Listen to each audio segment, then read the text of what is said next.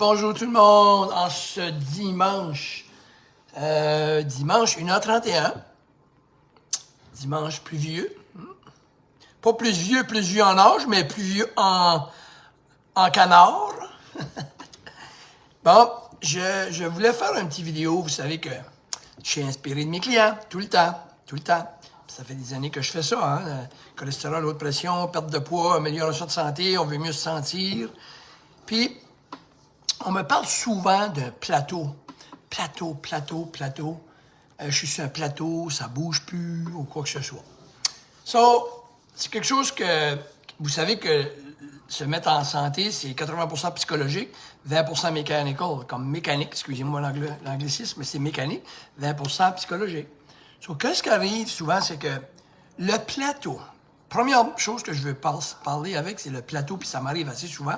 Je suis habitué à ça, puis je pose des questions. Ça fait que si vous êtes après suivre un programme avec un coach, ou avec moi, ou avec des confrères, des bons amis à moi qui font la même chose, ou vous-même, vous êtes après faire un programme vous-même, vous faites attention, etc. Puis là, je donne un exemple. Votre objectif était, oui, d'améliorer, de réduire la haute pression ou réduire le cholestérol, puis atteindre un tel objectif de poids, perdre de 30 livres. Bon, all right?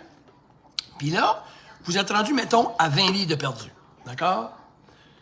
Ou, je peux donner un autre exemple un peu plus large, OK? Vous avez 100 livres à perdre,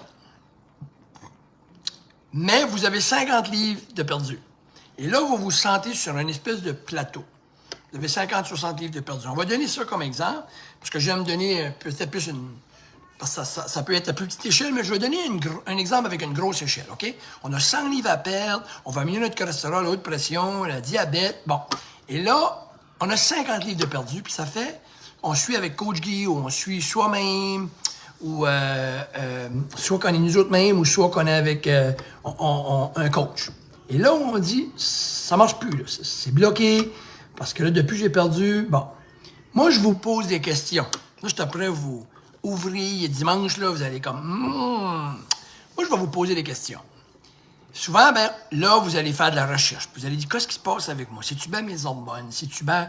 Qu'est-ce qui se passe? J'ai perdu 50 livres, je perds bien, ça fait un mois que je perds plus, j'ai de la difficulté.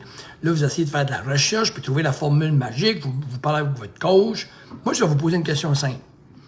OK? 1.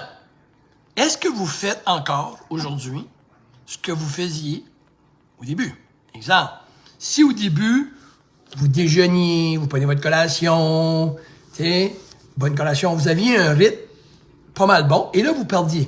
Mais là, aujourd'hui, vous avez 50 livres, mais est-ce que vous faites encore? Première question, est-ce que vous faites encore ça? Ça, c'est la première question. Est-ce que vous déjeunez encore? Vous buvez votre eau, vous mangez votre snack? Là, vous répondez, oui puis non, je saute mes collations. Ah, mais là, tu fais plus, c'est pas un plateau, là. Pour savoir si c'est un plateau, faut que tu fasses la même chose que tu faisais là quand tu perdais, et là, faut que tu fasses la même chose. Là, on peut parler d'un plateau. Ben non, là, je mangeais tout à la lettre, je sautais pas mes repas. Ah, ben refais ça. Puis là, tu vas te mettre à perdre. Des gros chances, tu vas te mettre à perdre de nouveau. Si tu perds pas, là, on peut dire, ah, est-ce que tu piques? Est-ce que tu ramasses des petites affaires?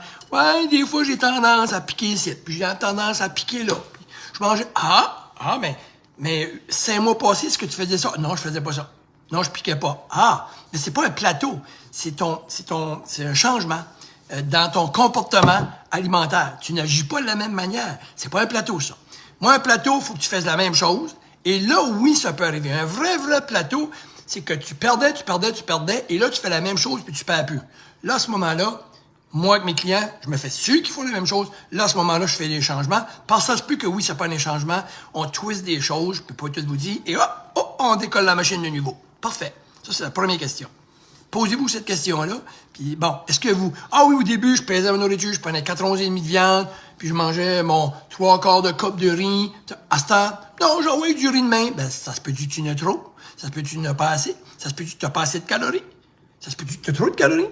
Mais tu sais pas parce que avant, tu t'étais plus à la pointe. Fait, reviens juste à la base. C'était pas ton objectif.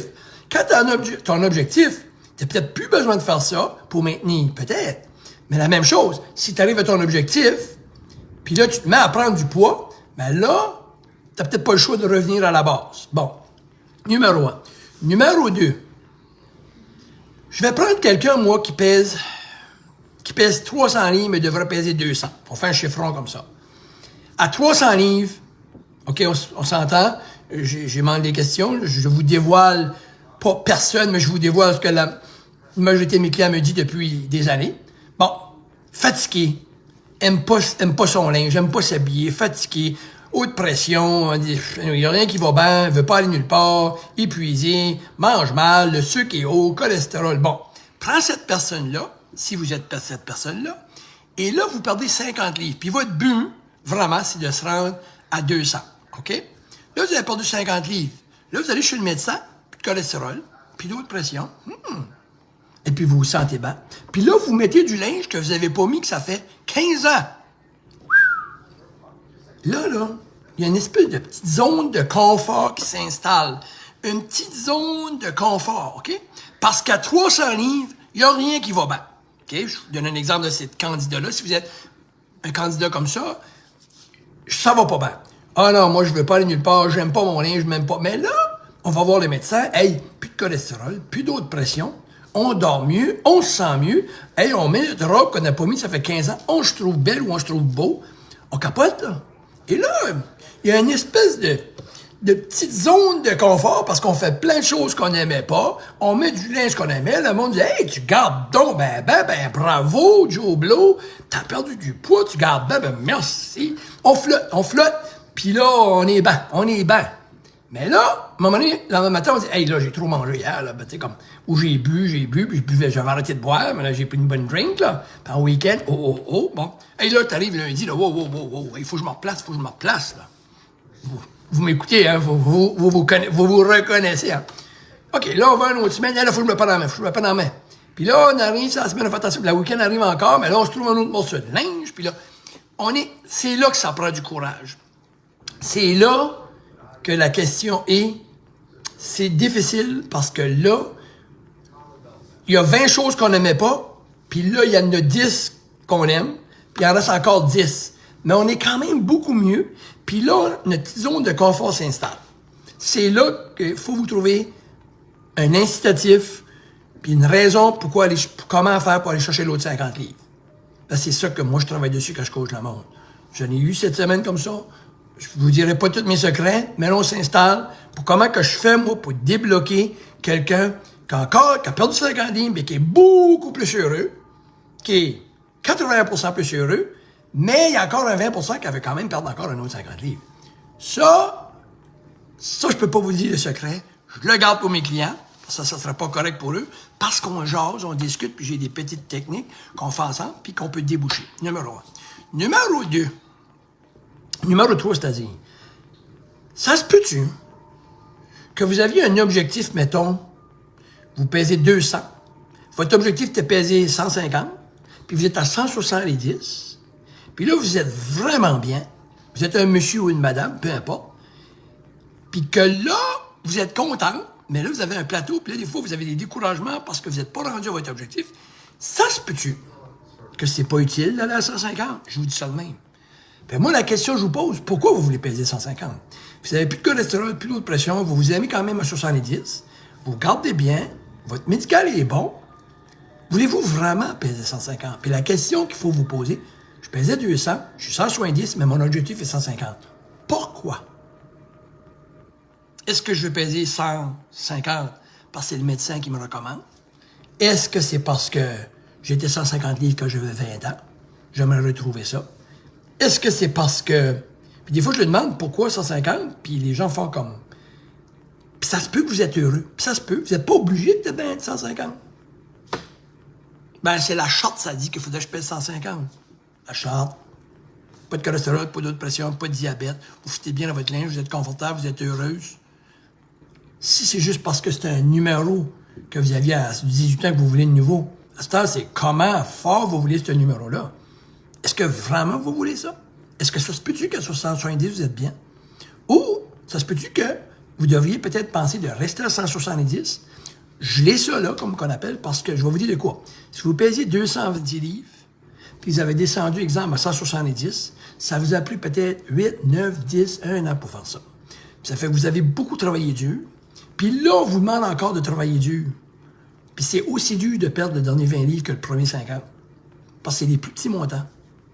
OK? Mais c'est un gros changement, par contre, mais c'est des petits montants qui fait des gros changements. C'est comme la finition, c'est comme une maison. Que ce qui coûte le plus cher, puis qui est plus difficile, ça va vite le framing. Quand on arrive aux armoires, aux salles de bain, c'est des détails, mais c'est beau, c'est sûr. Mais ça prend plus de temps, puis ça coûte plus cher. Fait que, est-ce que vous voulez ces détails-là? Et comment prête vous êtes pour le faire? C'est ça la question. Ça se peut que vous êtes correct à 170. Ça se peut que... Mais pourquoi à ce moment-là, travailler comme ça, c'est comme quelqu'un qui fait un marathon, puis un marathon, puis un marathon, puis un marathon. Moi, j'y crois pas. À un moment donné, take a break. T'sais, il y en a qui sont décollés à faire des marathons parce que des marathons ou des compétitions de peu importe, prends un break. Parce que tu es toujours dans la performance. Ça, j'y crois pas non plus. Fait que what about que tu perds peut-être 170, puis là, tu travailles avec ton coach sur la maintenance. Apprendre à stabiliser ça. Parce que, puis contrôler ce 170-là. Puis vous verrez à un moment donné, après peut-être dans 6 mois, 4 mois, 3 mois, 4 mois, sais-tu quoi, Coach Guy? Sais-tu quoi, Joe Blow? Sais-tu quoi? Ça fait 6 mois que je me maintiens à 170, puis je suis bien là-dedans. Non, ça fait 8 mois que je me tiens à 170, j'ai pas de misère. Je suis prêt pour donner un autre coup. Ça peut être une ou l'autre. Parce que, ça, c'est comme quelqu'un qui dit, moi, je veux courir un marathon. OK, j'ai pas de problème.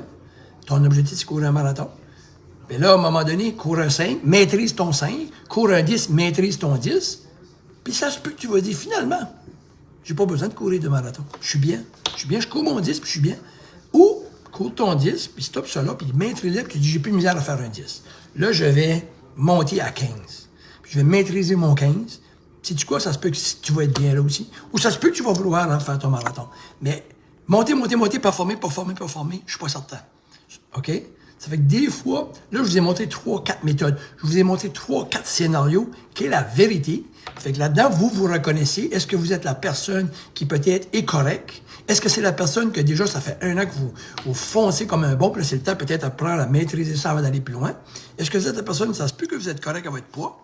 OK? Ou est-ce que c'est la personne qui a votre petite zone de confort? Oui, vous avez besoin de perdre une autre 50 livres, vraiment, là, parce qu'il y a encore de l'embonpoint, puis c'est risqué d'être trop pesant quand même selon pour notre cas. Puis tout, je suis d'accord, mais est-ce que c'est possible qu'il vous manque cette petite allumette-là, puis vous êtes vicieusement pogné par votre zone de confort brise ou ralentit ou dérange votre objectif primaire. Ça se peut.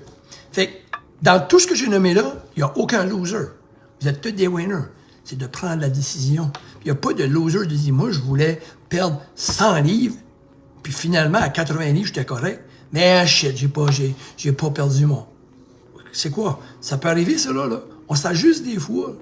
On s'ajuste. C'est ce qu'on a pensé au début. Mais c'est correct. Mais on a quand même atteint notre objectif. Non, moi, c'était 100 livres. Puis des fois, c'est à s'en rendre malade. Et pourquoi? Parce que je l'ai dit. Mais ça change rien. Vous avez atteint votre objectif pareil. Fait dites jamais, moi, mon but, c'était de perdre 100 livres. Ben, c'est sûr que vous avez évalué comme ça. Puis dans le fin fond, vous avez perdu 80, puis vous êtes correct. Fait que l'objectif est atteint, là. Dites pas que, lâchez-moi avec, moi, c'était 100 livres, je voulais perdre. 100 livres. Je voulais peser 140, mais c'est peut-être vraiment pas un poids qui est raisonnable non plus à garder. Puis vraiment, ton objectif était 150. C'est que tu as mis 140 parce que tu pensais que, parce que tu as vu ça dans une charte, parce que le médecin l'a dit, parce que tu étais ce poids-là à 18 ans. Mais, anyway, vous êtes probablement une de ces personnes-là que j'ai nommées, là. Ça fait que c'est là que vous vous dites, je suis vraiment sur un plateau? Mais tous ces gens-là, vous allez dire, je suis sur un plateau. Pourquoi que je dis que je suis sur un plateau? OK? Est-ce que je fais la même chose que je faisais? Est-ce que j'ai changé mon comportement? Est-ce que je picoche? Est-ce que vraiment je veux peser ce poids-là? Est-ce que vraiment je serais bien pas mieux de faire de la maintenance avec mon coach pour un bout? Pour maîtriser. Anyway. Ça fait que les plateaux, je pense qu'on a trop habitué à rendre compte du monde. Puis non, moi, je parle plus. Je suis sur un plateau. Écoute, il y a d'autres détails, là. On s'entend qu'il y a des détails médicaux, il y a des détails hormonaux. Je suis pas en désaccord. Je suis pas en désaccord avec ça. Mais avant d'aller, puis de dire que c'est un débalancement hormonal, avant de dire que je suis sur un plateau, posez-vous les questions que je viens de vous poser. Avant. Puis si vous me répondez ou si vous répondez, non, je fais la même affaire. Je pique pas, je déjeune, je snack, je dîne, je fais la même chose, je mesure mon nourriture, je fais la même chose. Si c'est ça, ça se peut que vous êtes sur un plateau. Mais si vous faites, ah ben non, ben, je fais pas la même chose, là. Ben vous n'avez pas les mêmes résultats. Parce que c'est encore pire. Parce que moins que tu as à perdre, vraiment, plus que tu dois être rigide. Parce que le premier 50 livres, juste arrêter de boire de la liqueur, juste arrêter de manger des chips, jusqu'à... Des fois, ça peut se faire plus vite, mais la suite est plus... La finition, la moire, hein? La moire, la cuisine, puis la salle de bain. C'est plus cher, puis ça prend plus longtemps. Mais c'est beau. All right, c'est beau tout le monde. Je vous souhaite une super belle journée. Allô, ma Josiane. My God, ça fait longtemps que j'ai pas vu Josiane. Allô, ma championne Nadine. Ghislain. Boom. You got this, my friend. Oh oui, persévérance, c'est la clé. Yeah. Je vous souhaite un beau dimanche, les amis. Cheers. Je vais aller visiter les amis. Oh, salut Pierre. Good. Ça fait qu'on va... écoute, j'espère que vous avez aimé la vidéo puis que ça vous a amené à penser à quelque chose. N'oubliez pas, hein, Coach Guy est là pour les gens. Je fais toujours une petite pub à la fin. Les gens qui ont besoin de Coach Guy, ben, communiquez-moi. Communiquez-moi. Mon computer ici, j'ai mon téléphone. Je vais voir ça rentrer. Puis je vous répondrai. La consultation est gratuite. Puis je vous aiderai par la suite avec vos défis alimentaires. Mettre en forme, pour cet été, ça ne coûte rien de me parler. Première consultation est gratuite. Cheers tout le monde, je vous souhaite une bonne journée. Bye bye. Coach Guy, à Chédiac.